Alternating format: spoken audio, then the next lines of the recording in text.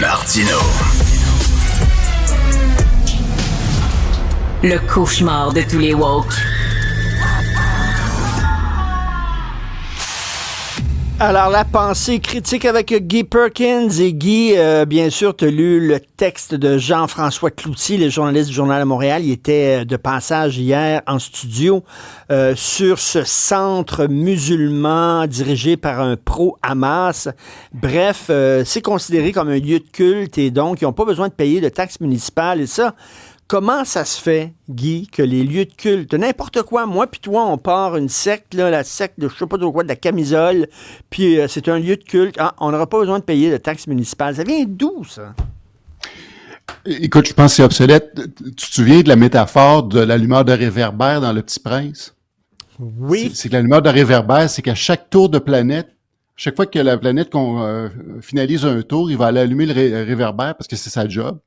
Mais la planète se met à tourner plus rapidement. C'est que là, à chaque fois, il faut qu'il sorte rapidement pour aller allumer le réverbère. Puis de plus en plus rapidement, puis à un moment donné, elle tourne tellement vite qu'elle fait un tour sur elle-même en 1 minute. Puis là, lui, encore l'obsession, vu que c'est ça sa job, moi, il faut que j'allume le réverbère à toutes les minutes. À chaque fois que la planète fait un tour, il l'allume. Les exemptions de taxes aux religions, ça remonte, c'est quelque chose de complètement obsolète. On continue à faire ça, ça se posait la question si c'était encore d'actualité, parce que c'est une époque où effectivement les religions avaient un rôle très important dans la société. On se souvient que la religion s'occupait de l'éducation, de la santé, ces choses-là. Ça fait que c'était comme une façon pour la société de dire, vous faites tout ça pour nous, en compensation, on va vous donner justement un congé de taxes. Ah, OK, ça a changé depuis. Puis moi, tant que moi, je suis entièrement d'accord avec toi à savoir pourquoi on fait encore ça. C'est la grosse argent qu'on laisse sur la table. J'ai réussi à récolter quelques chiffres. Au Canada, annuellement, ça représente tout près de 5,6 milliards de dollars qu'on laisse sur la table pour les religions. Aux États-Unis, c'est 71 milliards. Ben voyons donc. C'est fou braque. OK, c'est la même chose aux États-Unis, eux autres aussi. Oui, c'est le même principe. C'est exactement.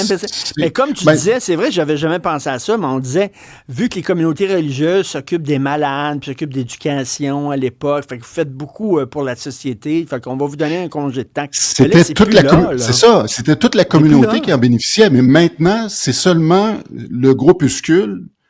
Oui, ils vont s'occuper de des gens, mais strictement des gens de leur groupe à eux autres. Ça fait qu'à ce moment-là, moi, je trouve que c'est vraiment injuste. J'ai des choses, moi, auxquelles j'adhère, que je constate, pour moi, c'est aussi important qu'un religieux va trouver. Mais par contre, je vais même donner aucune compensation là-dessus. Je pratique des arts martiaux, on a un club.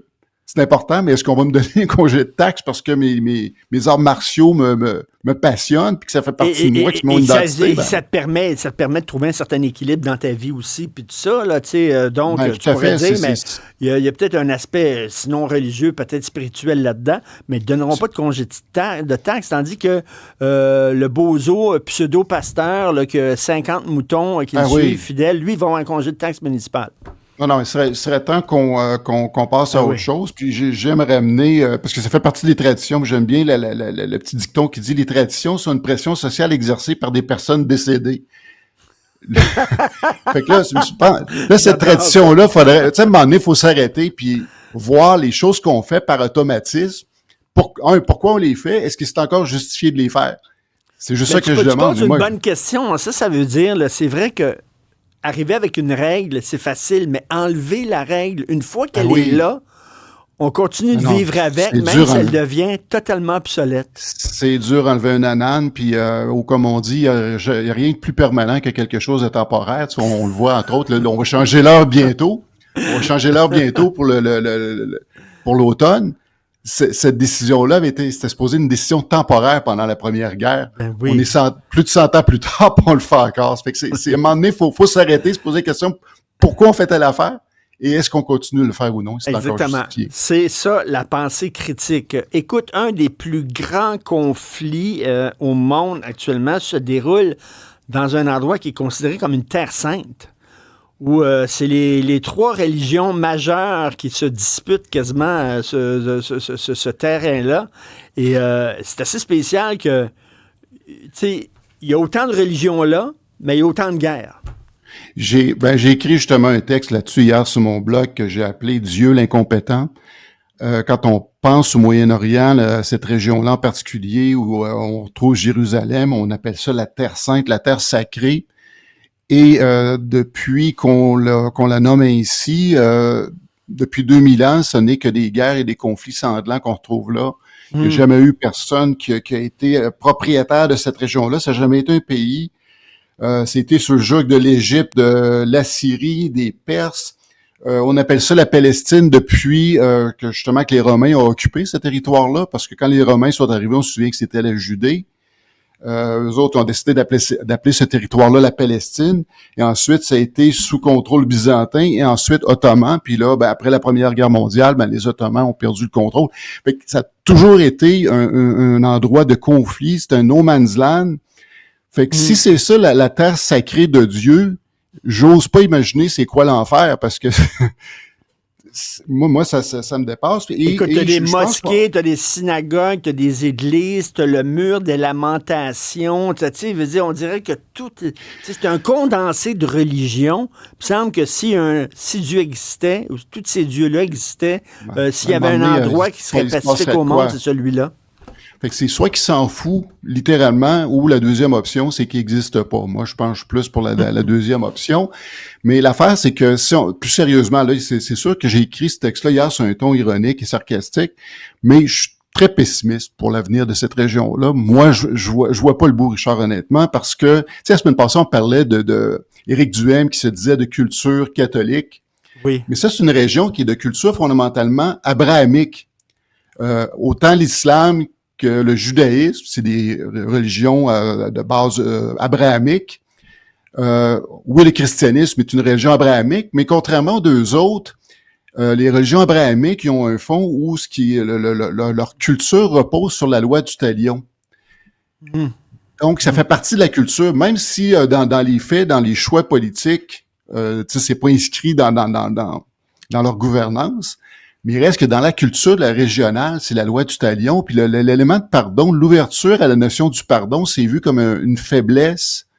Et ça arrivera pas, Richard. Je m'excuse, mais ça arrivera pas parce que c'est incompatible. C'est incompatible. On dirait que dans un cas comme dans l'autre, ce qu'on souhaite, c'est l'élimination de l'autre.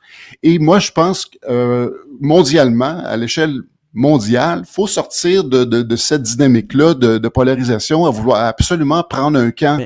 Là, c'est le camp de l'humanisme qu'il faut prendre parce que, justement, si on laisse ça juste là-dessus, Richard, on ne s'en sortira absolument jamais. Et là, Netanyahou se maintient au pouvoir grâce à des extrémistes religieux qui le tiennent littéralement par les bijoux de famille.